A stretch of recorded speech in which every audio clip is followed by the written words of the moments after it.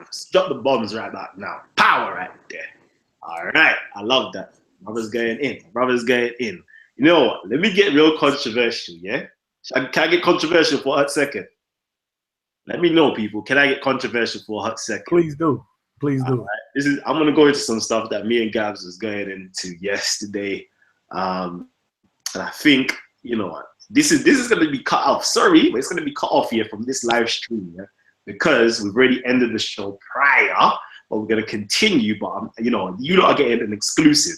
This is why it's always best for you lot to actually come on. Like when you see the, you know, Titans TV going live, yeah, this is why you just come on, jump on it real quickly. You might miss out on some exclusive information. You might miss out on the opportunity to actually speak on the information and all sorts. All right, let me just quickly check something. Okay, yeah, all right, cool. I read it, I see that. So what I'm gonna do now, because I know a lot of you have been asking for it, we're gonna actually do the show properly. We're gonna do the show properly like another day. I don't even know what date yet. You lot request like how much you want to see this bad, and I'll get it for you. So right now we're gonna talk about the hidden history of the prophet. So because somebody asked me, you know, please tell us about the prophet. They want to know about the prophet. I'm gonna have to unban you real quickly. Yeah, let me unblock you. Okay, so you guys, yeah, be careful what you are talking in the chat, because I've got people that will block you. I've got my moderators that are there that will block you as fast as you type up nonsense. Okay, so let's keep it PC friendly as possible, and let's get into some information. So I'm gonna do this real quickly. I'm going to touch on this just a little bit, okay? Just to give you a little bit of controversy, give you some powerful information that you lot might not have heard before. And if you can, give us some likes. Give us some likes. Give us some big likes if you're loving the show so far. You're loving what we're doing. Please hit us up with some likes. So I'm going to go into this. Yeah, this is some hidden history right now, okay? I'm going to ask my brothers, such as Gabs, to help me out. If you got a moment that you got to pause and say, yo, Cal, I don't understand this. Pause, Kalam. Like, what's going on here? Like, can you go any further? And so forth and so forth. I'm going to bring up some scriptures right about now. Okay, I'm going to go into the Islamic sources to give you a history about Islam that's not really being spoken about. Okay, I'm going to use some hidden history of Islam right now. There'll be some hidden history of the Ethiopian connection. Okay, so let me know if I've got any Abyssinians or Ethiopians here with us right now in the comment section. Let me know if you're here. This is some powerful information. It's not going to be, you know, spoken about anywhere else but here at Titans TV. It's some real exclusive information that you lot may never hear ever again. All right. So let's go. Let's go. Gabs, you gonna help me out? Yeah. Yeah, you know a bit about that one. Yeah. All right. So let's go. I'm gonna actually share my screen. I'm gonna share my screen for you guys here. I'm gonna pull up some sources that are, you know what? Oh man. So here we go.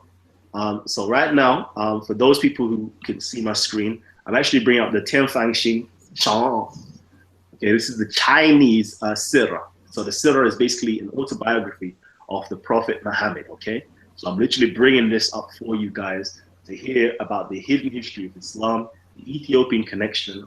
This is actually, you know, some secret society information. Most people don't realize that when most of these great prophets, such as Jesus and others, have come into existence, or come into, if you believe in them, that is, and you believe in the stories, there's always these secret groups that are always around, just lurking. That's always lurking in the background. You never quite know who and what they are, but they're always there. For example, we have in the Jesus story, we have the three wise men coming all the way from, where did the three wise men come from? The Magi. I'm guessing they would have came from where the Magi are. So you might be talking Sudan, Ethiopia, Abyssinia, them type of places. Habesha. My brother just said Habesha. There you go. For those of us we know, you know, from an Egyptian terminology, you know, we know where the Magi really come from. You know, Magi, arches, arrows, yeah. So we know where they really come from. But some people say, you know, they come from Persia, Ethiopia, and there might be another place. I can't remember. Is it Arabia? I can't remember the third place. you don't help me out. But they came, they're bearing gifts such as gold, frankincense, and myrrh, and they used the stars. They used astronomy, astrology again. These wise men that had this powerful information that is now actually banned within inside of religion. That is, it's actually banned within inside of religion. They actually ban, astrology and astronomy, viewing stars and seeing when certain stars rise, when certain prophets or great people are to be born. Knowing when these great people are born, we now come to these individuals, we educate those individuals, and we give them gifts to help them out in their future life, okay? And obviously we support them during that time period as well. So I'm going to touch on this information right here for you in respect to the prophet himself, Prophet Muhammad, because I know a lot of you lot want to know this information, may not already know this information. So I'm going to drop some gems to you guys. All right, cool. So here now, as I said, we're reading the Chinese biography of the Prophet Muhammad, okay? And it says here, in this year, Saifu ascended the throne of Abyssinia. So now, this is Abyssinia. Abyssinia is literally the ancient word for Egypt. This is Habisha, okay? This is the ancient word for Ethiopia. What I would like to do is real quickly, so you lot can actually see some things. The Kingdom of Aksum, for example. Let me just do this real quickly so you lot can actually see this and grasp an understanding of it. Pardon me, because I'm just doing this off the cuff because I know you lot have been asking for it. So let me just do it off the cuff real quickly. Gabs, oh no, you can't share your screen, can you? Okay. No, I don't have the I don't think I have the screen share. Okay, so this is the Aksum Empire. The Aksum Empire actually this is Aksum itself, but the Habesha Empire, literally corresponded with all of this area here. Unfortunately, I don't actually have the proper map that shows it, but this is where we're talking about. So next time around, I'm actually going to show it for you. But anyway, let me continue. It says here, and from everywhere, and so this is when he ascended the throne of Abyssinia, and from everywhere people went to offer congratulations. The princes and rulers submitted to him, officials were honest, and the people had peace. So he was a very peaceful, honest, just ruler. On hearing that, Saifu had ascended the throne. Abdul Muttalib, okay? Abdul Muttalib, for those people of you who don't know Islamic history, is literally the Prophet Muhammad, peace be upon him, his grandfather, okay? So he went to present his congratulations. When he arrived at the court, the king was sitting on his throne wearing his crown and his kingly robes, and all the princes and rulers were standing on the right and to his left. When he tapped with his hand, they stood respectfully in attention while his decrees were given forth. All right. Okay. So now, I'm just skipping a few bits here. Where it says here, the king was pleased with Abdul Muttalib, okay, and claimed relationship. Gabs. Yo, brother. What does that mean here? Say that. So let me hear. The king was pleased and claimed relationship. He made Abdul Muttalib sit close to his knees and said to him, such and such. What does that mean here? He claimed relationship. Claimed relationship would be like a relative. If you're claimed relationship, so someone that's in your family. Okay, that's a key point. That's a key point right there to understand all of these stories. Okay, so he claimed relationship. We're gonna find out what this means a little bit further on. So, anyways, we're skipping. So you can always read this up. You can always download this as a PDF, or I can send you the link here. Again, it's called Tian Fang Xin Sheng Shu Ni Liu Xin. Okay, that's the author right there, the Arabian prophet. Okay, so when my Chinese is not that great. When Abdul Muttalib was about to depart, the king asked him to stay longer, saying that he had some confidential things to speak about. One day, he invited him into the pavilion and sent away all attendants and said, I have something to say to you in the strictest of confidence, which must be kept secret. Ooh, Gabs, what's going on here? I want you to be my breakdown. What's going on here?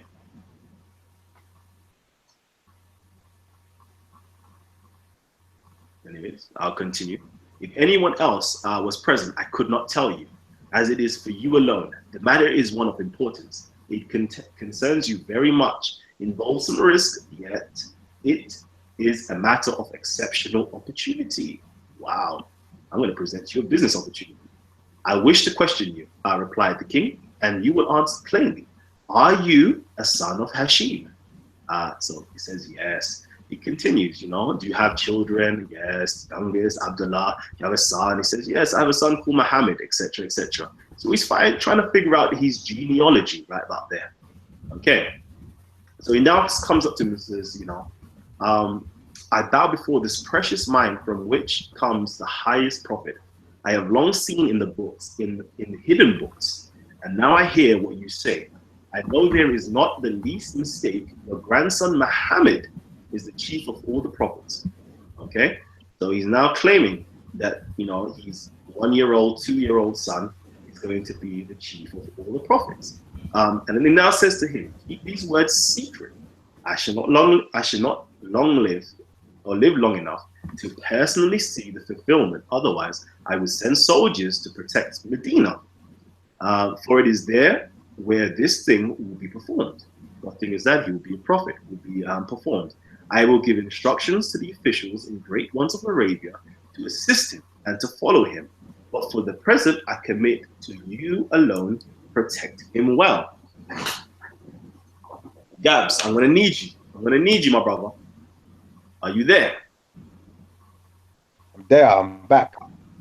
Yeah, come back then. Come back. I'm going to need you. Did you go away somewhere? Yeah, I got locked off. Second. Is it? Oh, man. Oh, man. So what's transpired here? What's transpired here? Let's just go back. What bit did you just read? Where, you know what? The grandfather has now told himself in secret. Okay? He's now told himself in secret that he has to keep to him very secretly that his grandson will become a prophet. Okay? His grandson will be a prophet. Okay? And he says, I shall not live long enough to personally see the fulfillment. Otherwise, I will send soldiers to protect Medina, for it is there where this thing will be performed. I will give instructions to the officials and great ones of Arabia to assist him and to follow him. But for the present time, I commit to you all alone and protect him well. So what's he saying there? I'm going to need you to jump in real quickly because I'm doing something. To me, it kind of sounds like it's like a secret pact. Like there's been a secret meeting on regarding the prophet, and also the king is saying that he has to keep everything. He has to keep everything secret. Also, that he's gonna have guards to protect him. He needs to be protected, and that nobody can know about this secret, what they're trying to do with the prophet. I got from reading that. It just seems like a I don't know what's the word? Secret covenant that they're keeping to protect the prophet and his family and his lineage. I was just listening to the last part there. Am I right in thinking that it was it kind of trying to indicate that the prophet's coming later, right? He's going to be one of the grandchildren. Am I correct? And that he'd be coming out of Medina, right? Yeah. But doesn't that indicate that? Doesn't that cross over to the biblical what's called arrival of the prophet in Medina? Because that's where the wise men came from. Okay, so what do you mean? As in the whole story with Jesus? Is that what you mean? Yeah, it seems like a cross between those stories in respect of the 3 wise men coming from Medina, and obviously they were directed by stars to where the prophet would be born. And then in that passage, it just spoke about like it's almost prior to that time, where it's saying that the prophet will be coming through one of the grandsons, and to prepare for it and keep and protect and etc. That protection will be there, but they'll be coming from Medina as well. There just seems like a crossover. I don't know if I'm mishearing, but it just seems like a crossover between the 2 stories there. Okay, I get what you mean. I get what you mean. As in, so like with the story of Jesus, you have obviously King Herod, who was warned of king to be born, and he ordered for the killing of the firstborn or something. And obviously, in the story of Jesus, the angel Gabriel came to Mary and Joseph and told them that they had to take the child and hide because obviously King Herod um, sent armies to kill them, to kill him, to Right. So find him and kill him. in both stories, there's a preparation for the Messiah, in essence, right?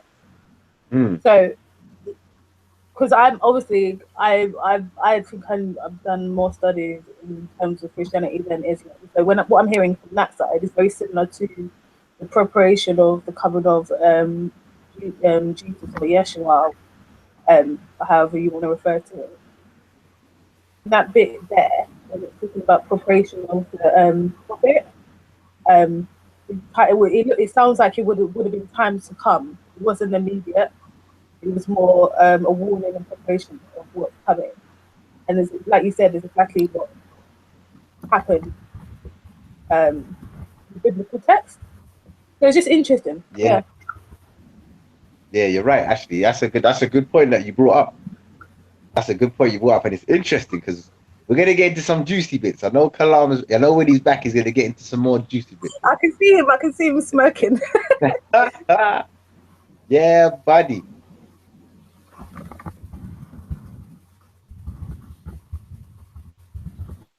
All right. Can't So hear you, bro. Oh. let's get back in, my brothers. Let's get back in. So let's just get back into. I don't know. Actually, I'm not sharing my screen again. So let's just get back into it. I know a lot of you lot would want to actually start procuring this book, buying this book to have it in your archives, to read some more, to see what's really going on. What actually takes place usually anyway. So again, we've read these things here. We also read again. Just make sure I can just fast forward it. It says here, the king gave to those who accompanied Abdul Muttalib, to each man 20 youths and 20 maidservants, 40 ounces of pure gold and 80 ounces of silver, a box of incense and 100 camels. Okay, sounds very similar to the Jesus story again, doesn't it? In terms of all of these gifts of gold and incense. To Abdul Muttalib, he gave 10 times as much as to all the others. And again, said to him, I have no time to spare from governmental duties, so cannot give you, cannot guide you, but you may frequently come to me. The throne of a king is not happy, but I perceive that you will be happy. Abdul Muttalib and thanked him and then retired. Okay, so this is what took place. So we see that the very first person to actually announce that there was going to be a prophet who was going to come was actually, the Najashi or the Negus. This is the Ethiopian emperor. Obviously, they were Christians, okay? But they had secret knowledge. They had secret knowledge. And as we can see from this secret knowledge, you know what? He's literally created or given Abdul Muttalib a particular secret that he's found within inside of his particular books of knowledge of the prophet to come, and he's also instructed him, that there will be officials and great ones of Arabia that will do a few things, that will assist him, would follow him, and then guide him as well. Assist him, follow him, guide him, and even protect him as well. Okay, these are the 4 things that will happen, the 4 things that will transpire. Okay, so we're now going to have to ask the question, and a little bit later on, we're going to have to ask the question, okay, who are these individuals? Okay, who are these individuals who were, told secretly? Because if he didn't say this openly to everybody, who did he pull aside? Who did the Najashi or the Negus pull aside and instruct them? Yeah, with his decrees when he's gone, for the instructions for them to do, to assist the Prophet Muhammad, protect the Prophet Muhammad, to guide the Prophet Muhammad, and to also follow the Prophet Muhammad. So we're going to go into that a little bit later on. Next, what we're going to do now, if everybody can see my screen, I'm going to jump into another Sirah literature. So this is another biography that we can get some fuller information about the Prophet and about Abyssinia, about Ethiopia and the connection, the hidden history, the secret history of the Prophet that nobody really talks about. So again, this is the Sirah by Ibn Kathir. This is volume 1. All right. Abdullah or Abdullah from Ibn Abbas or Abdullah ibn Abbas, you said that when Saif ibn Zu Yasan came to power over Abyssinia, okay, that being 2 years after the birth of the Messenger of God. Again, this was 2 years after the birth of the Messenger. A delegation of Arabs, including poets, went to congratulate and praise him and recognize his achievements.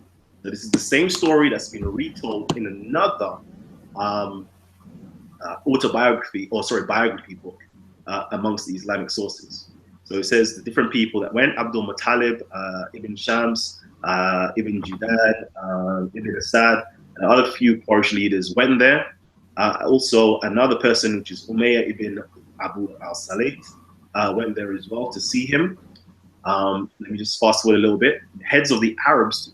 So now, whilst they were there, okay, they were actually giving certain praises to the king.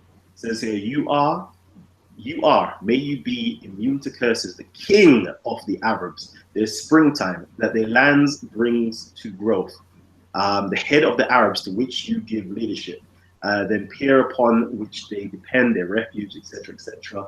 They're really just talking really nice grammar to the king right now. And the king now asked, who are you who speaks? And then he says, this is the reply now. It says, he replied, I am Abdul Muttalib ibn Hashim. Okay, so Abdul Muttalib replies, I am this person. And then the Najashi, or the Negus responds, or the Ethiopian emperor responds, our sister's son. And he says, yes. Yeah. Oh, Shiznik. Oh, Shiznik. Approach them. Hold on. Sorry, hold on a sec. Whose sister's son? He says, our sister's son. Who's the our? That's what I want to know. That's a very good question right there. So remember, in the other Syro literature, it simply says he claimed relationship. He claimed relation, meaning that they're somehow related. But in this text now, he now makes it very clear that it is our sister's son. Okay, so if it's the sister's son, okay, so then who is the father of Abdul Muttalib? We know that it's Hashim, right? Because his name is Abdul Muttalib ibn Hashim, right? Correct? Yeah. So then who was Hashim married to? Who was Hashim married to? And whoever Hashim was married to now means that it's the sister of the Ethiopian emperor. Yep. Is that what it means? Yeah. So that means our sister's son. So that means Hashim's mother would have been an Ethiopian. Ooh, bombs. Yeah. Bombs. Yeah. Okay? Yeah. So that's what it's. Yeah. That is what it's. All right. You know, I was gonna bring it up. I don't know if I can find it real quickly enough to actually bring it up. Yeah, is what I mean, Muslims gonna respond to this because for it to be balanced for them, because there's a lot going on here. So is no one sleeping? Not yet. This is just us talking for now. Oh, okay. Once we finish talking, that's when everybody else can come in and actually talk. Okay, so here it goes. Anyway, I'm going to read now. This is from the life of the Prophet Muhammad. This is another Syro literature, Ibn Ishaq, and edited by Ibn Hisham. And it says here,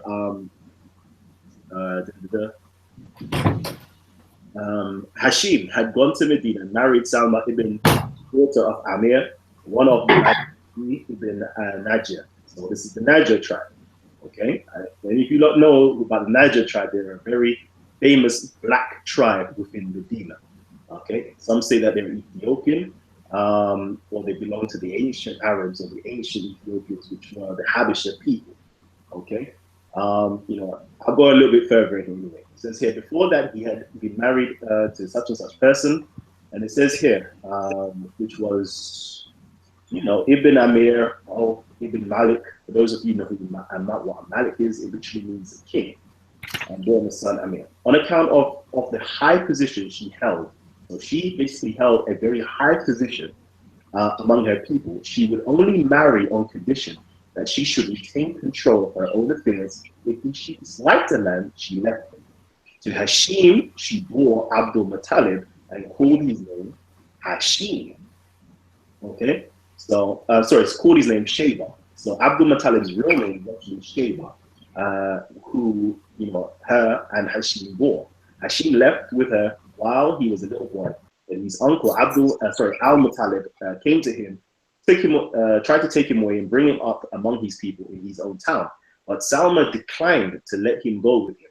His uncle argued that his nephew was now old enough to travel and was an exile away from his own tribe, who were the people of the temple, of great local reputation, holding much of the government in their lands. Therefore, it was better for the boy that he should be among his own family and therefore be refused to go without him. And continue, it is popularly asserted that Sheba refused to leave his mother without her consent, and this she ultimately gave. So his uncle took him away to Mecca, riding behind him on his camel, and the people cried, "It's Abdul Muttalib's slave, whom he has bought." And this is how he got the name Abdul Muttalib. His uncle called out, "Rubbish! This is my nephew, whom I have brought from Medina." Wow, that's very interesting, though. That's very interesting. Actually, the meaning of his name Abdul Muttalib is actually Abid. Most black Muslims and black people within inside of the Muslim world, we find it amongst the Moroccans, the Tunisians, the Algerians, the Libyans, the Iraqis are all complaining that the pale-skinned Arabs actually called the darker ones, or the darker Arabs, or the black Arabs, or the black ones, they call them Abid, which literally means slave. This is the connotation that they actually give to them. I don't know whether in this particular instance, they gave it to him because of his skin complexion, although his name was called Sheba, which literally means, gray, like a gray horse, basically. That's what the word Sheba literally means. I don't know whether it is because of his skin complexion they called him that name, or whether it's something else. But this is who we're talking about, okay? And for those people who don't know as well, Medina, the tomb of the Prophet, is actually guarded by Ethiopian eunuchs, okay? Ethiopian eunuchs, they're the only ones that are able to guard, preserve the temple at Medina. And I've heard it actually takes place at Mecca as well. But these are the black people that was actually guarding his tomb and guarding him. So there's always been an Ethiopian connection. For what reason? Some people have never realized. Why was Halima an Ethiopian? Was she the gift of the Ethiopian Najashi? Why was Bilal there? Why was it seen that the slaves of the society all kind of welcomed the Prophet? So these are all the questions that we should be raising, but nobody rarely does raise. But let's go into this. Gabs, you with me? Medea. Okay. So it says, yes, the sister's son. Okay. Okay. He then turned his attention fully to them and sent for Abdul Muttalib, with whom he sat alone close by himself. He then said, "Oh, Abdul Muttalib, I'm going to reveal to you a secret." Here we go again. This is a secret talk. "I know that I would not reveal to anyone else, but I believe you worthy of it and will tell you of it. Let you keep it to yourself until God makes his purpose known. But God will achieve his goal. I have found in the hidden book and the treasured knowledge we preserve and protect for ourselves alone certain information of vital, critical importance that affects the honor and virtue of mankind in general, your community in particular, and you in person." Now, Gabs, I know you was asking me the other day, like, what is this treasure knowledge? What is this hidden knowledge that's actually talked about? That's a very good question. There's a lot of scriptures that are outside of the Bible that elucidates a lot of this information. There's a lot of Enochian prophecies. There's a lot of other things as well that have been written based upon prophets within inside of some people only believe there's no other prophets but from Jesus to Muhammad that was the next prophet. No, there's loads of prophets within inside of the Christian churches and so forth, and they wrote down very extensive things. One of these things, for those people who know, has anybody ever seen this book before? This book here is called the Kebra Nagas. The Kebra Nagas. For those of you who you know about it, you know about King Caleb, who's written inside of here. You know about certain prophecies that's inside of here. If you read this book, okay, and you go to the end of the book, you will see how some of the stuff aligns so perfectly with what's going on right now in terms of what we've been reading out and what took place inside of the birth of Islam and its expansion. So I definitely do, tell you to read that. Don't just literally read Islamic sources. Read the sources that surround or are contemporary with what's going on. Okay, so if you want to find out about Michael Jackson, you need to know about Michael Jackson with his contemporaries, with Eddie Murphy, with Prince, with everybody that's his contemporaries. You need to find out what was taking place amongst other countries, other cultures at the same or similar time as themselves, to find out more in depth certain things. So again, we're gonna keep on going, guys. We're gonna keep on going. Let me share my screen once again. Yep. I'm gonna share my screen. All right. So now, he continues to say, are you talking about the prophecy yet? I don't know. Okay. This echo, mad echo. Just keep what I've told you from the group with you. For if the leadership and the schemes of the people plot this destruction, if I were not aware that I would die before his mission, I would take my men and cavalry and go to Yathrib, the seat of his reign. For I find in previous knowledge and scriptures that it will be in Yathrib that he will establish his power. Okay? And you will find those to aid him, and there that his grave will be. Okay? If I were not concerned with protecting him from curses and from bodily harm, I would make public all about him despite his youth, and would have crushed the Arabs. Okay? He would have, as an Ethiopian, he would have crushed the Arabs, nobles, leaders under his foot. But I am charging you with that, since I do not find inadequate those who are with you. He then ordered that each one of them be presented with 10 male and 10 female slaves, 100 camels, 2 sets of fine golds, etc., etc., etc. But Abdul Muttalib gave 10 times the amount. He told him to come back the next year, etc., etc. Okay, so we find the same story of Abdul Muttalib being presented with this secret knowledge, him setting up a group of people that will go out now and to do his work, this secret work, and to prepare the prophet to become a prophet, or to prepare Muhammad to become a prophet. So, wow, we're going through a lot of information. Somebody says, can you please get the name of the book for us, please? Again, we've quoted from 3 books. This was the Sirah from the Chinese, the Sirah from Ibn Kathir, and we've also showed a book from the Ethiopians called the Kebra Nagas, which is literally the Book of Glory of Kings. And then we've also quoted from, what have we quoted from? The Sirah, the life of Prophet Muhammad, again, from Ibn Ishaq, and then edited by Ibn Hisham. So those are the ones, for those of you who are asking these questions.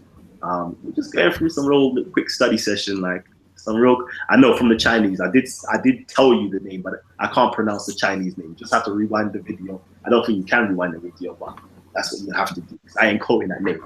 That's too difficult for me. So again, we find within inside of the Islamic sources, there was an Ethiopian connection, an Abyssinian connection, that stated that they're going to create a secret society amongst the nobles of the Arabians to come, to protect, to assist, to guide the Prophet Muhammad. Now I'm going to ask the question, do we see this taking place from the side of Islam? In the Nascent period, before the Prophet became a prophet, did we see this take place? Did we see that there were certain people that was teaching him and guiding him? And what were these people called? I'm going to throw that question out there to you guys. Let me see if you guys know a little bit of Islamic history. I'm not going to say a word, so you lot better start talking. Okay, I guess I do have to say a word now. Really? All right. Okay, I'm going to mention these people. Okay, I'm going to mention them. Okay, I'm going to mention one of them first of all. Let me actually pull up the book itself. You know, you lot, let me share my screen with you. Let me share my screen with you because I know you lot love to have this information and you want to know where these books are coming from. So let me see if I can share my screen with you. This should have been finished a long time ago, but let's just do this a little bit extra with you guys for the fun of it. All right. So let's see if we can pull up the Chinese. Do I have it here? Do I have it here? Do I have it here? Gabs, if you could just talk real quickly while I find what I need to find. Yo, bro. Yeah, what you saying? Just talk real quickly, like just filibuster real quickly. I need to find some stuff. So to the audience people out there, actually, I was just gonna ask because I'm just reading the comments. Yeah, some people were asking about where did Brother Kalam get most of the information that he's presenting from. You know, some people are laughing because it's from China or something like that because it's Chinese, but you never know. There could be some truth in it. Just because it's from a different part of the world doesn't mean there's no truth in it. See what I'm saying? So it'd be good, obviously, for people to do the studies and check. You know what I mean? This is only we're only giving that information. You don't have to take our words or anybody's words as gospel. You go and do the research yourself and gain the knowledge. You know what I mean? But me personally, I think it was interesting information. You know what I mean? It's very, very interesting. So there's no qualms. What else is going on in the group? Actually, has anybody in the chat got any questions that they wanted to throw in? Any question in the chat? Just throw them in.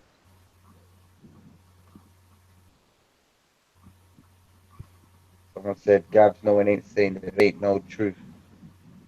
Yeah, I know nobody ain't saying that. I'm just saying, you know what I mean? There could be some truth. You can get truth out of anywhere, any parts, any walks of life, whether it be China, New Zealand, Australia, anywhere. That's all.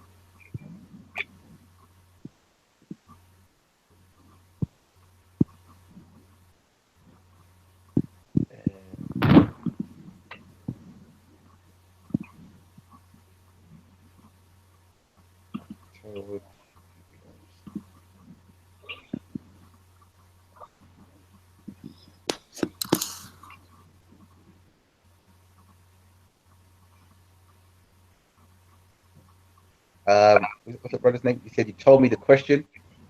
The question in Speaker's Corner. What was the question? I don't know what the brother's name. I can't really see a name.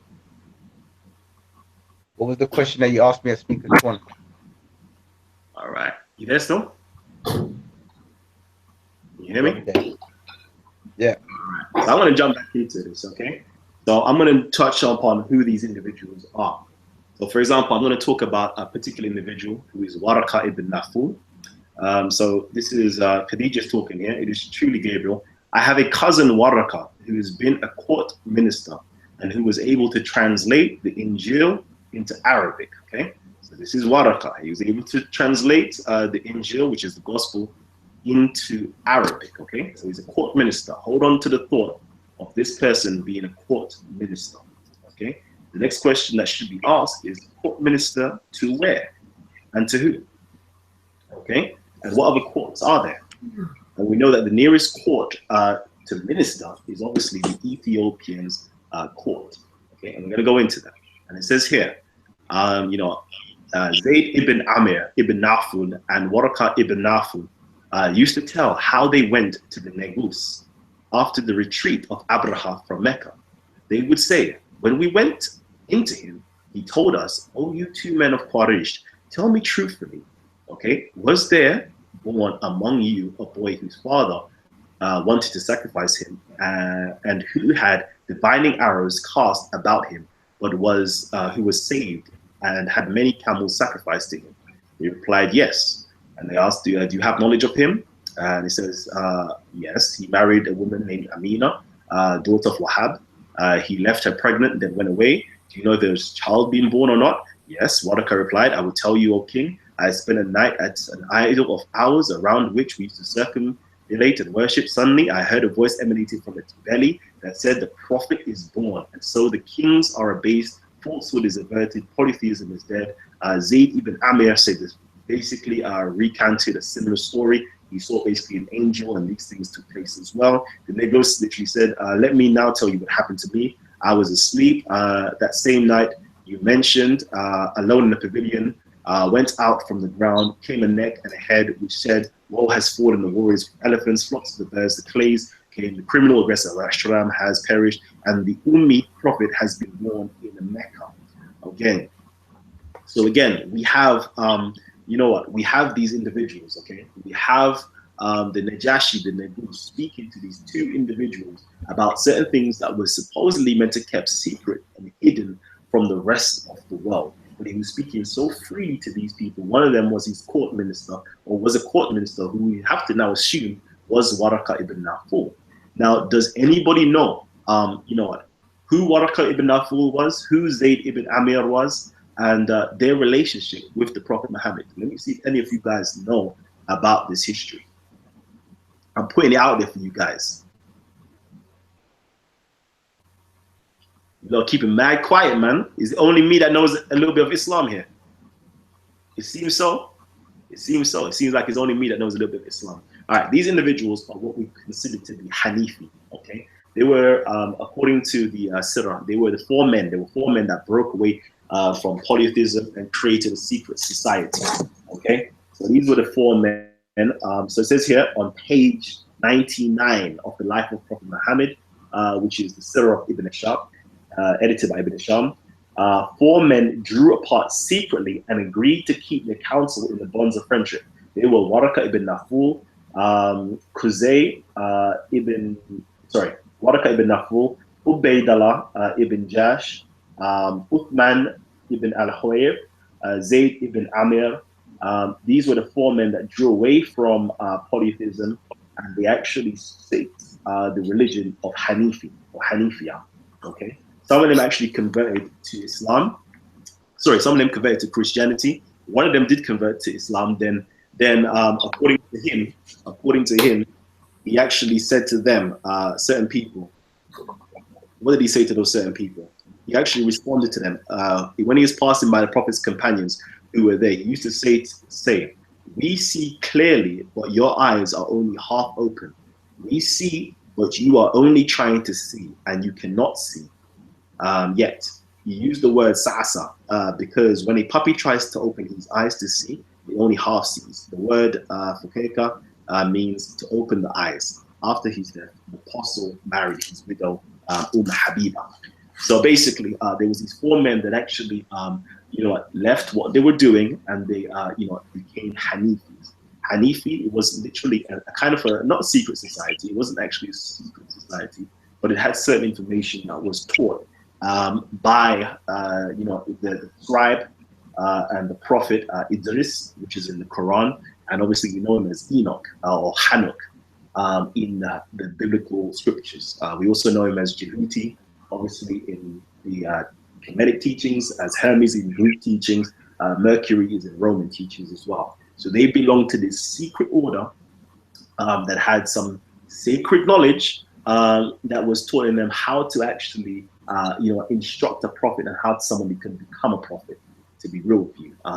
This is what it was. It was kind of like a magi. It was kind of like the magi themselves, where it was a secret society that followed the stars. So if you know anything about the Hanifi, they dealt heavily with the stars, just as the ancient Egyptians. They're one and the same, to be honest with you. They dealt heavily with the stars and was able to foretell when prophets and certain great people were to be born. Okay, if you know anything about Islam, again, okay, you have Zayd ibn Amir. He was the first one to teach the Prophet Muhammad things such as La ilaha illallah, okay, which is literally, I don't know, I'm going into some things here. Most Muslims don't even know what it means, to be honest, because it's an apothetic theology, which is a negative theology or negative statements, and then you got cataphatic theology, which is positive statements. So you're basically saying what Allah isn't to come to the conclusion of what Allah is. So by that is literally, I always say this is Speaker's Corner, if some people get me or don't get me. In order to become a Muslim, or in order to become a Hanifi, okay, you first have to become an atheist. Does that make sense? Gabs, anybody there? Does that make sense? In order to become a Hanifi, originally, which the Muslims kind of adopted and tried to co-opt, in order to become that, you must become an atheist. Do you know why you must become an atheist? No, why would you? Why must you become an atheist? Okay, because the very first line or sentence or phrase within inside of the Shahada itself is La ilaha, which means there is no God. I bear witness that there is no God. You with me? Okay. So you first must be negative. You must go through a process of actually education. You educate yourself to come to the knowledge of what Allah or what God isn't. So you become an atheist in principle. But further on in your journey, okay, further on your seeking of truth, you now come to the conclusion of what God is, of what Allah is. And then you then say, you finish off the saying of La ilaha into illa Allah. So there is no God except God. Because you now know by visiting the negative, okay, what God isn't, to come to know what God is. But that's something else. That's some deep stuff that's not taught in Islam that I'm aware of personally. It's stuff that's obviously within some of the Hanifi teachings itself. For example, it touches upon it in the Quran, but most Muslims don't understand it. So, for example, in Hanifism or in ancient Egyptian, pedagogy or mystery systems, we have 3 degrees of initiations.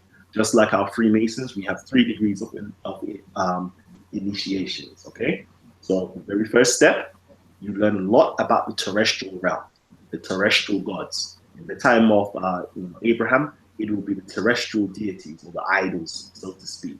Then you come to the conclusion that is not God. Okay, so you come to the conclusion what you used to worship, what you used to be calling God, is not actually God. So you reject that principle and you said that is not God. Then you now go into things that are higher, the second degree.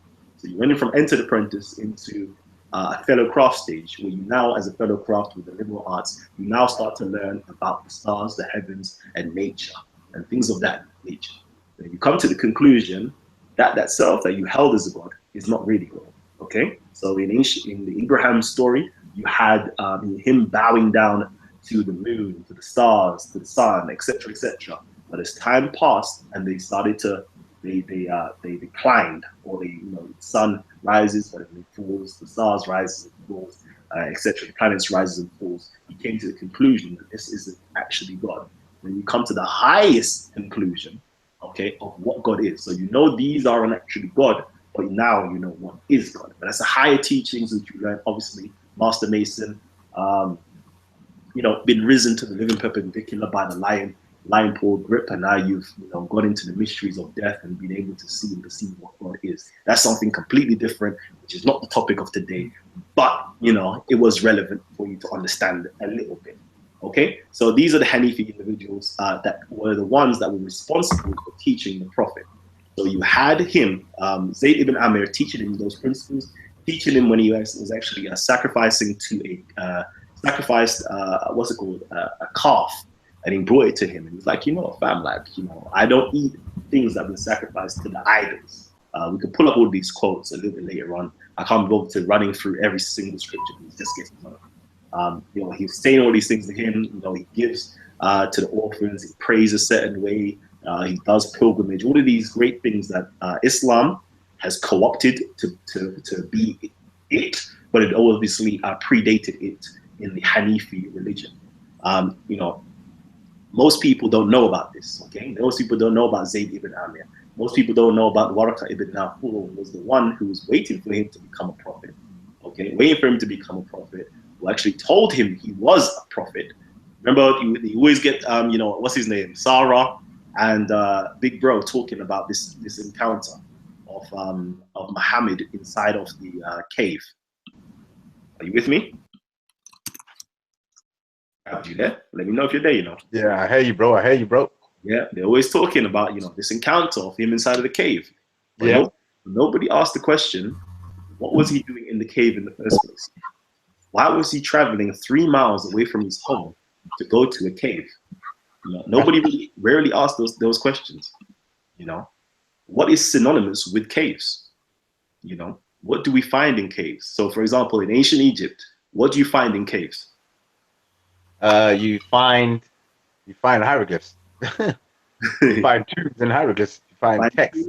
You find hieroglyphs. You might even find, wealth in there. Gold, yeah. Gold, things there, and you obviously find scripture in there as well. And these Sacred text. Initiations took place. This is where initiations took place. You have the same concept within inside of the Jewish teachings, where you call the Bar Nabi, or the sons of the prophets. This was a school, okay, where people were taken to the mountains and taught how to become prophets themselves. Okay, there's all these great things that they really don't teach you about. Why were they traveling 3 miles out to do these things? Who else was there? Okay, when you go back into the Syrian literature that I haven't brought up right now, you realize that Amir, what's his name, Zayd ibn Amir, was actually delegated or rejected from his community in Mecca to now stay into the mountains of Hira. Okay, he was told to stay there, or don't come into the town, because you're going to take our people with this Hanifi idea away from what we're doing over here. Yeah, so we're going to keep you over there. Okay, but funnily enough, okay, you have Muhammad going over there, okay, learning these things from him, okay, coming back into the normal world, and then going back up there again to now do something called Hanif. Hanif, which is literally a process of inclining or going into yourself and doing forms of meditation, come to know God. So I'm gonna have to mute your mic, my brother, because you keep interrupting with the noise. So you have this going on, like you have them practicing Hanif, which is the process of Hanif, up there in the mountains. We even know that Zayd ibn Amir was actually buried in the caves of Hira, or in the foothills of the caves of Hira itself. But you have Muhammad going in there, doing his meditations, and other individuals used to go in there. We used to have Abdul Muttalib used to go up in there as well. We have other Hanifi as well, such as what's his name? What's his uncle's name? Abu Talib. All of these individuals were Hanifi individuals. They were tasked with certain missions to now prepare Muhammad to become a prophet. That's why, what's his name? Waraka wasn't surprised. He was like, finally, I've been waiting for you to be the one that has been chosen to prophesize. And he now says, holy, holy, holy, and so forth. Everybody knew about these prophecies, and they were trying their very best to guide him to now become a prophet. Whether he was a good prophet or not, that is yet to be spoken about, because I haven't even gone into detail where the Hanifi actually split from him. Because they were like, fam, like, we know that you were supposedly meant to be the prophet. We respect the things that you've done, but certain things you've changed, okay? And we have to split away from you because you're doing something that's completely out there. But that's another story. I think, I don't know. I don't even want to go into too much detail, because we could save this for another show, and this could be a big show still. But so I'm just gonna leave it like that. I don't even want to go into too much detail, bro, because there's too much. We can even talk about Bahira as well, who's known as the elect. Bahira was another person, which was a Syrian person, who was also part of the Najashi's group. Let me just quickly show that. Most people don't even know that. Like, certain people that are being spoken about randomly are actually part and parcel, with this whole Ethiopian, not conspiracy. I wouldn't say conspiracy, but it's Ethiopian secret society. Let me put it like that. The Ethiopian secret society. Go to you, my brother. Do you want to say something? Me? No, I didn't say that. I'll just listen to what you're saying, but just bringing in these points in, and just sharing the knowledge. I've just been looking at what people have been saying in the comments, and that. Like it really. Right. So I'm going to open up the mics right now, because I'm finished talking, because I've been talking for too long. So I'm going to open up the mics. Let's see. I got my brother Saracen here. I got my brother Ishmael here. I got my brothers as well, other brothers here. So what are you saying, family? I'm always waiting for somebody to say I'm wrong, because I know that's going to be key. Kalam, you're wrong.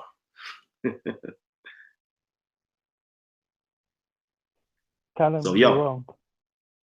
There you go. Peace, There you go. Yeah, I'm good, brother. How are you? I'm well, man. I'm tired, but I'm good.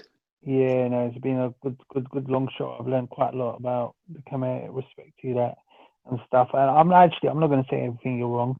Actually, I quite liked a lot of the points that you made. The point that I most liked was that the mention of Selma, and who was the great grandmother of the Prophet ﷺ. And what you said was sound, you know, and I think this is where I have an issue when I come Speaker's Corner with Gary and Sarah when they say that the Prophet ﷺ was a white man. I'm saying, no, he's not. You know, he had black lineage in his blood. Hashim and was married to Selma, who's described as black, you know, dark skin. So, and then with the problem with that is, you know, when you go to Speaker's Corner, they'll quote you a hadith from Sahih Bukhari, and the Prophet ﷺ is described as the middle way. So he wasn't exceedingly white and he wasn't exceedingly black. But what we have to understand is what white meant. White doesn't mean like a pale person that you see nowadays or European. They were called reds. The Byzantines were called reds. So the Prophet ﷺ was middle toned, you know, but, you know, and this is where there was this whole race element. Another point that you made was about these Abyssinians. And what we do know is the Prophet ﷺ had a special bodyguard, and a special, what we call a special agent. His name was Muslima. Now, Muslima was described as a 6 foot plus Ethiopian man, and he would guard the Muslims. He, you know, when they went to battle, he would be the man that would stand out. He carried out many of the missions for the Prophet ﷺ. Muslima was an incredibly brave warrior of the Prophet ﷺ. So I think those 2 points, you know, it's interesting. It's definitely something Muslims should look into more. Where I disagree with you is the whole point of the Hanifs. Now, from my understanding, the Hanifs are, we believe that, we basically believe that Ibrahim, alayhi salam, built the Kaaba. We literally believe that with Ishmael. Now, after Ishmael, he intermarried. Remember, Ishmael's mother, Hajar, was described as a black woman. So that goes back to the whole race thing that I think Muslims, as Muslims, we got to get out for this mentality that the Prophet was jet white or looked like a European. So that's why I completely support you on that. But anyway, side point. Going back to Ishmael, Ishmael was a monotheist. He believed in one God, and that was Allah subhanahu wa ta'ala, because his father was Ibrahim, and Ishmael was a great prophet of Allah subhanahu wa ta'ala. And then he married from within the Arabs. Now, these people were monotheists. They worshipped Allah. Allah is always the God of the Kaaba. Now, what happened is, if we look at history, and you quoted Ibn Khatir, Bidayah wal Nihaya, if you read that, it talks about what happened. After the Jurham, after a few centuries, another group came and took over. Now, during this time, idols were now entered into the Kaaba. People started bringing their idols, and it became a business. So when people came to the Kaaba, they would bring their idols. The more tribes that would come from around Arabia, outside Arabia, you know, Allah subhanahu wa ta'ala never had an idol. You will never find an idol of Allah. He was always seen as the greater God, the high God. So they always kept that respect. But people started bringing that. So the Hanifs were those people who did not follow the shirk, what we call shirk, idols. They followed the one God, the true God of Allah subhanahu wa ta'ala. And they said, no, you cannot put any idols towards Allah subhanahu wa ta'ala.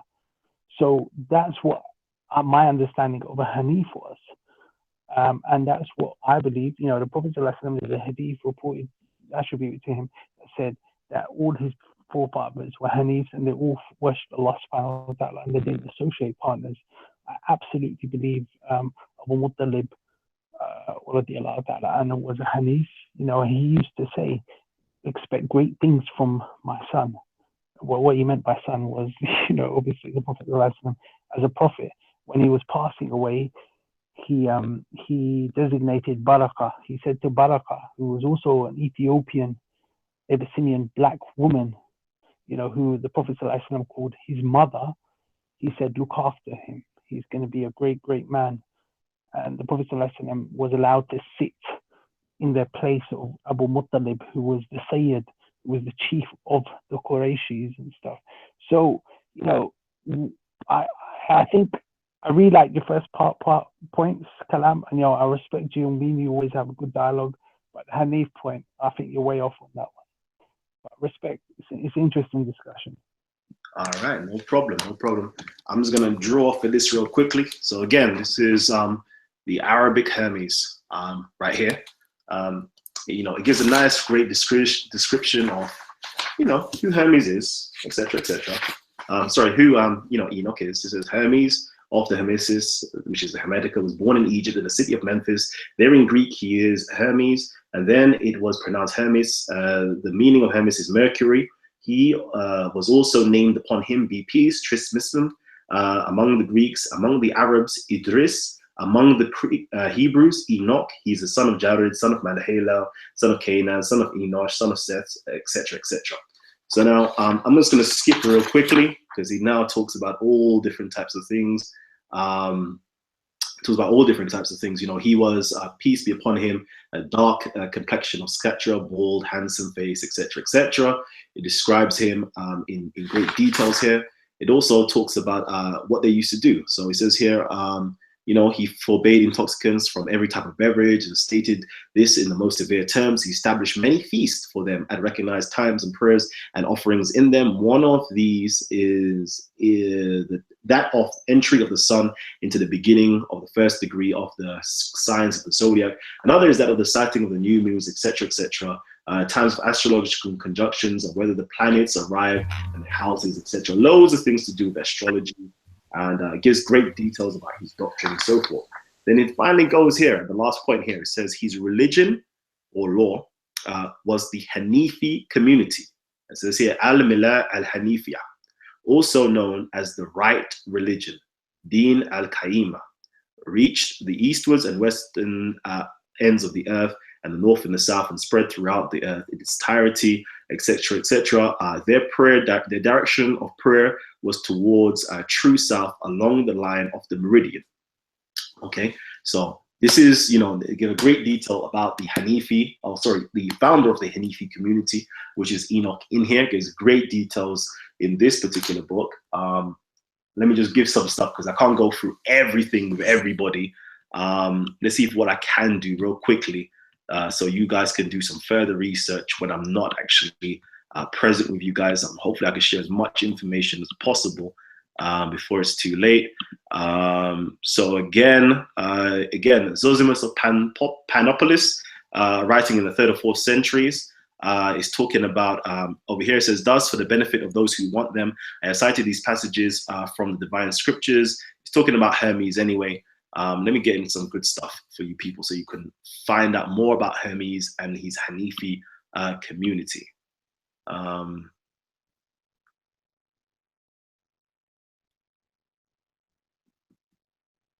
So, I got so much stuff, man. There's too much stuff. There's really too much stuff. I don't think I have enough time to go into all of this stuff here. But if I can give you some books to go and read, if you look and read about the Arab the origins of the Arabic legend of the pyramids, this is some really good stuff. It talks a lot about Hermes and the Hanifi community set up, how we tried to preserve the knowledge before the flood, etc., etc. This is really good information. This gives you like the hidden history of ancient Egypt, away from the eyes of the Greeks, the Europeans, and so forth, and tells it to you from the Arab perspective and the Coptic perspective itself. So there's some really great sources. Unfortunately, I haven't got the time to go into everything. I was going to go into the Jewish sources as well. So this is another book, great book here. It's called The Jewish Apocalyptic Early Christianity. Okay, let me quickly go to page 188 because it seems as though I had a reference in there. It seemed to be good.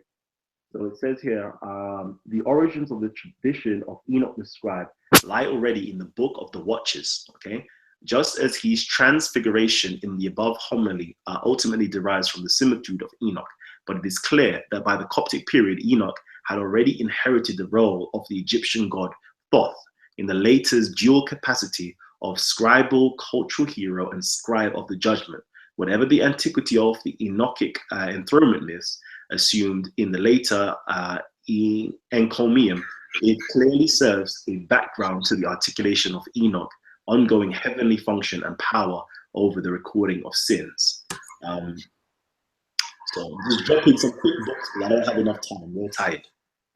But anyways, let me open up the mic to everybody else who's here. Just Tease, I know you've been here for quite a while. Go ahead if you've got anything to say. No? You don't have anything to say? I'm going to mute the mic. All right. Ishmael. Yeah. Yeah. Can you hear me? Yeah, go ahead. Hold on. Okay. Before you do, I don't know, I was sharing my screen. Earlier. I just wanted to get everything out there real quick before that. This is a great article right here. If you can see this, the partgallery.com exhibition Guardian. It's got here the Guardians at Leighton House Museum, and it gives a very nice history of the Guardians, the eunuchs, eunuch, servants of the prophets of Medina. They're literally men that hail from Abyssinia. They've been there for a very long time. That literally are guardians, the guardian of Medina. We look after Medina and the prophet too. Up there if you don't want to see the picture of the Ethiopians in Medina and looking after the prophet. So this is another one here. Look at all the prophet, the pictures, the portraits of them. It has a great history of them as well. Unfortunately, we don't have enough time to do everything. But I'm just asking you guys to look through it and look at these individuals. All of them are black Ethiopians. They literally look after them, put them in the garden, have their own after the go ahead, Ishmael. Okay. You can hear me all right? Okay. Well, before I start with my thing, you taught me one thing new. I didn't know that the prophet had, did one of his descendants have black in him or Ethiopian? Like, which one was that? I missed it. Okay, Saracen, if you're there, say real quickly whilst I pick it up. Yeah, just very quickly. From my understanding was Hashim, who was a great grandfather of the Prophet ﷺ, he went to Yathrib. In Yathrib, he married a woman called Selma. Yathrib is now known as Medina. There's a lot of disturbance. I don't know if there's I don't know. So anyway, Kalam, can you mute someone, bro? I can't really hear myself. Thank you. Yeah, sorry. Yeah, so in Yathrib he married Selma, he was the great grandmother of the Prophet. Selma had a son who was called Sheba. Sheba, he had hair that was grey, so he was said to be incredibly handsome. When he went to Mecca, he was called Abu Muttalib, and that was the grandfather of the Prophet ﷺ, and that's who ran Quraysh. So it's very possible. We know Salma was described as dark skin. So whether she came from, some people have said Abyssinia, some people have said Yemen. I believe, from what Kalam said today and what some of the sheikhs that I've spoken to in the past, it's quite possible that she did come from Abyssinia. The reason I think that is when the Prophet ﷺ sent his companions, the Sahaba, for refuge, he sent them to Abyssinia, and he knew there was going to be a just king. Often, you send people when you have got some sort of bond with them. So when he sent those Sahaba, he knew he had a bond with them, because he probably had a bond with the king at the time. That's speculation. I can't confirm it 100%, but we certainly know what people must get in their psyche is the Prophet ﷺ wasn't jet white. So I'm really against that. I hope that helps. Yeah, so definitely Salma was said to be the black ones, because obviously she was from the tribe of Bani al-Najjar. I'm going to just read something from the life of Prophet Muhammad. I know this book is just tear up. There's so much notes on it. It's how you know when it's well read. So it says here, there is a quote on page 601. They march like splendid camels and defend themselves with blows when the short black men take to flight. And then there is down here is Asim ibn Umar Qatada said, when Ka'b said, when the short black men take to flight, he meant us, the Ansar, because of the way one of us had treated him. So we know that, you know, they were known as being black-skinned people. There's loads of different quotes that established, you know, their blackness as well. Who was it again? You know, there is a nice quote as well, talking about, you know, their lineage goes back to what's the Ethiopian queen called again? What's her name now? Queen of Sheba. There's a nice quote in here that tells you that their lineage go back to the Ethiopian Queen of Sheba, and they boast of their genealogy and their heritage. So it's another quote, you know, talking about the Ansars and actually talking about the Prophet Muhammad's family in particular. If we actually go to Jahiz, let me see if I can quickly pull something up real quickly for you. Let's see, I'm gonna do something. You know, I like to keep nice records so you can see some stuff, because that book is actually downstairs somewhere. So let's see if I can pull something up for you. Jahiz. Let's see if I can find anything in my book, in my computer for you, so you can see some other stuff.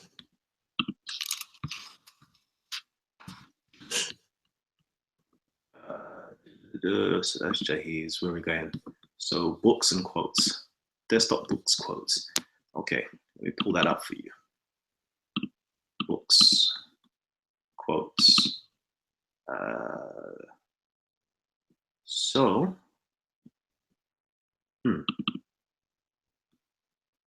Okay, so over here, this is from, as you can see, The Glory of the Black Race, Kitab Fakir as-Sudan ala al-Bidan. This is from Uthman Amir ibn Bakr al-Jahiz. This is writing in roughly 835 AD.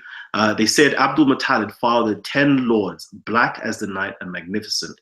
Amir ibn Tuhail saw them circling the Kaaba as if they were handsome jinn, and he said, with these present, the gatekeeper is useless. Okay, so that's a nice little quote there if you needed it to show about the blackness of the Prophet Muhammad's family. So that again, this is The Glory of the Black Race over the Whites by Al-Jahiz. Hopefully that answers your question. And then, oh, see, there's so much little quotes here, you know, so much little runaway ones. Is anybody still there? Because I can't hear anybody. There's these little runaways. I bet you most of you didn't know that the Prophet actually spoke the Ethiopian language. And this is coming from Bukhari. If you go into Bukhari online, you know, it has some nice little quotes here, but that's besides the point. Just showing you some stuff that's actually on my computer. So are you there? Ishmael, was that helpful enough? Ishmael, was that helpful?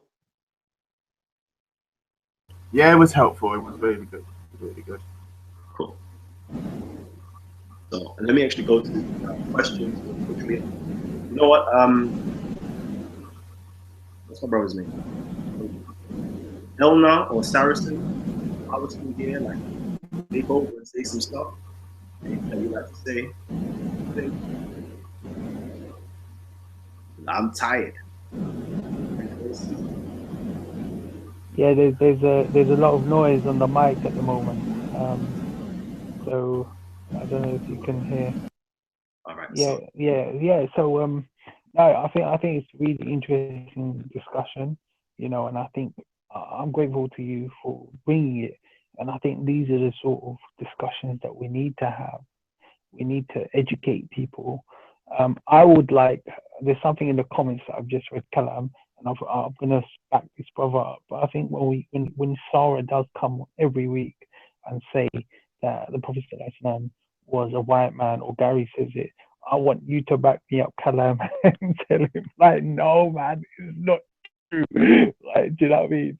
Because, and I think a lot of Muslims themselves, they don't know this history as well. So I'm fully on board with you on this one. We have a common cause on this one. You know, I know some Muslims are gonna get, why are you siding with the kuffar, brother? But you know, I'm just trying to liven it up at 1 o'clock in the morning or whatever time it is right now. But yeah, peace out, brother. I'm off. But yeah, thanks very much for your time again. Definitely, definitely. So that's it. Let me just make sure we've got everything. Okay. Okay. Somebody just on the mic. Oh no, go ahead. Yeah, I just wanted to say that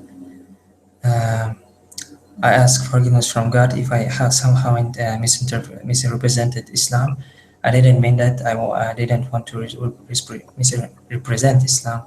And if there are some Muslims that they found some mistakes, on my speech, maybe somehow made some mistakes. So I ask forgiveness from all of us. I know from all of you, my Muslim brothers, non-Muslim friends, of course.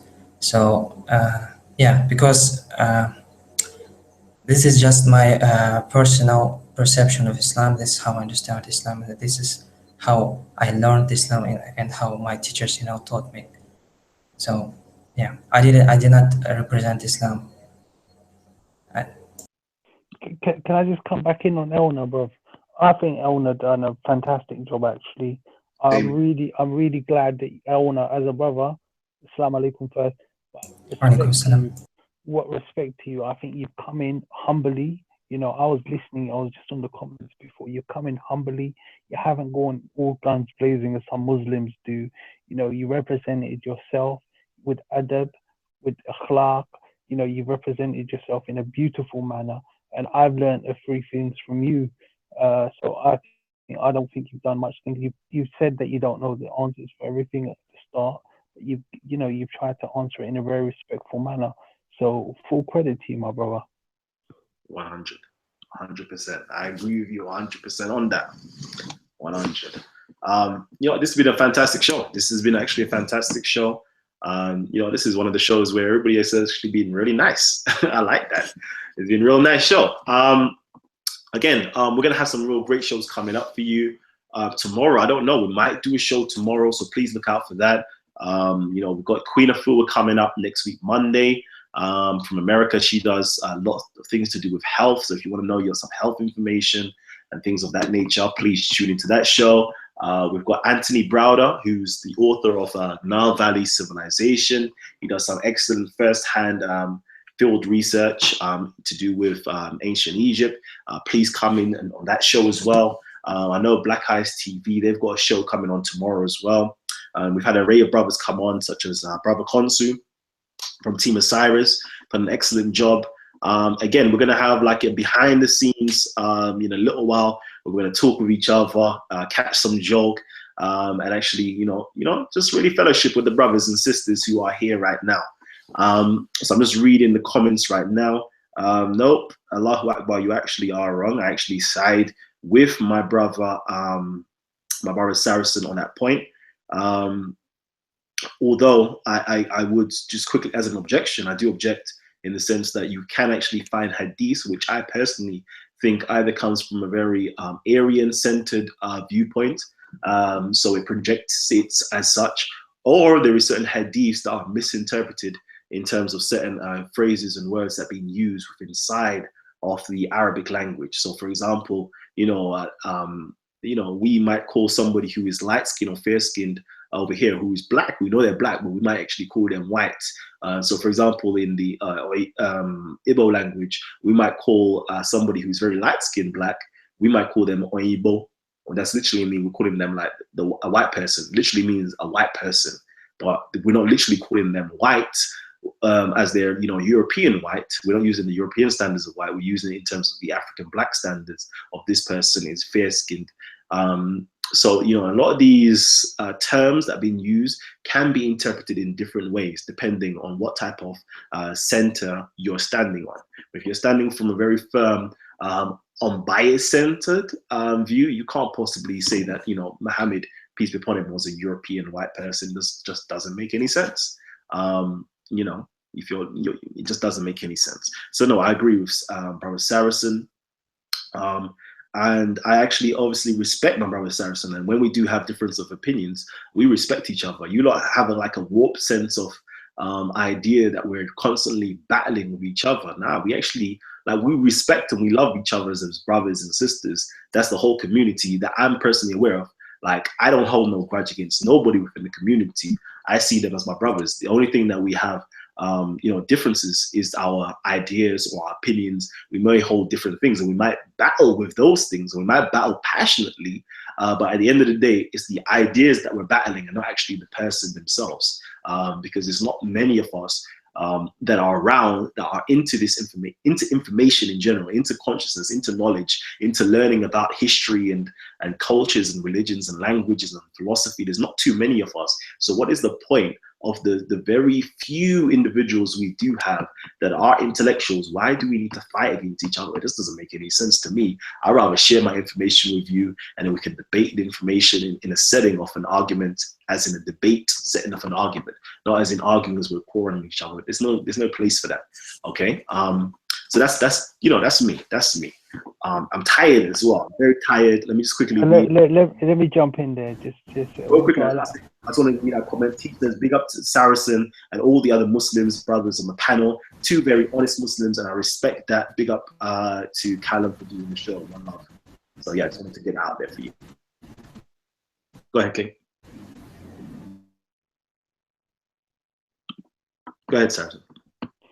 Yeah, respect to Teach as well. You know, he seems like a very level-headed brother who's come to learn, and I always respect people who come to learn. And I think that's where me and you have got something in common, Kalam. That when the cameras go off, when it gets dark in Hyde Park, me and you are often just chatting away for hours, aren't we? After that, with brother Gabriel as well, we're learning from each other, and that's what this channel is about, and that's what. Obviously I don't agree with everything on Titans TV, but what it does, I mean, today it hasn't been so passionate, it hasn't been aggressive or anything. There's a bit of interference. I don't know if there's a bit of interference on one of the mics. Yeah, that's better. What Titans TV does do, it forces people to reassess their positions. It asks people to think about where they're getting their knowledge from. Where's your evidence?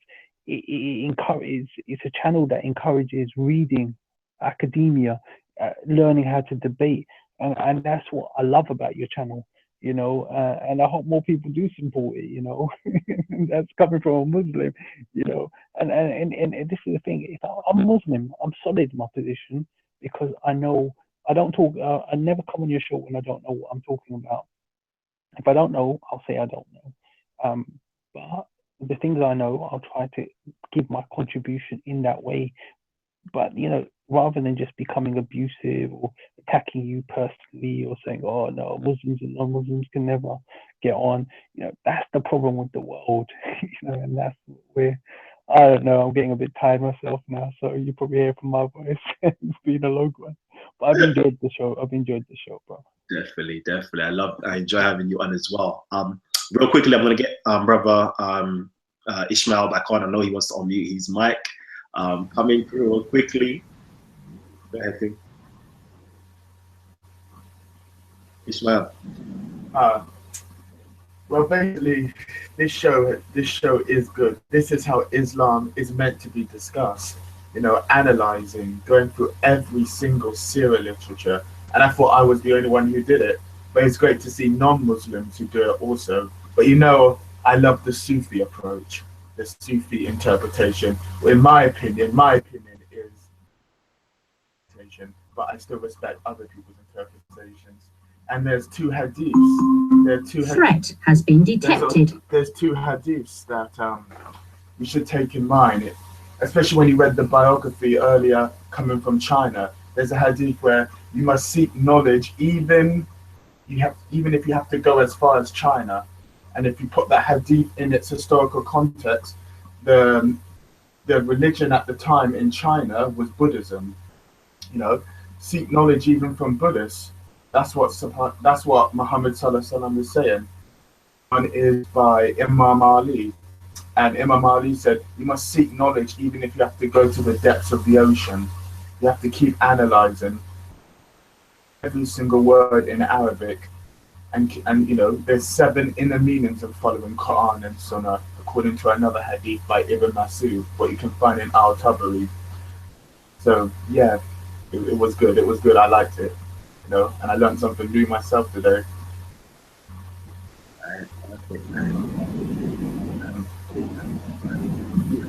Again, I'm going to ask you guys to please hit the share button, share the link with everybody that you possibly can share with it. Go on Facebook, just share it, man. Let everybody know that we've been on here. I'm actually going to try to split the show up into 2 parts. Like, I'm going to try to split up into 2 because this is going to be too much of a long show. I'm sure it's gone on, like, we're almost on the 4-hour mark. So I'm going to split up into 2. So when you see it later on, it's going to be edited in half and split into 2, definitely. I might even, I don't know if the last part is a bit controversial. I don't know whether it should be out there, but you know, we'll see what we'll do on it. So again, thank you everybody for tuning in. I'm going to sign out now, and it's been an absolute pleasure to be with you guys. Kaba nemt angt, you know, she's telling me literally there's over 600, 700 people that's tuned in so far. So that's absolutely beautiful. Thank you everybody for tuning in and actually viewing the show with us. That's absolutely beautiful. So thank you for tuning in. If you could only tune in for 10 minutes, 20 minutes, thank you for spending your time with us. But we're signing out now. So peace, love, and blessings to everybody out there.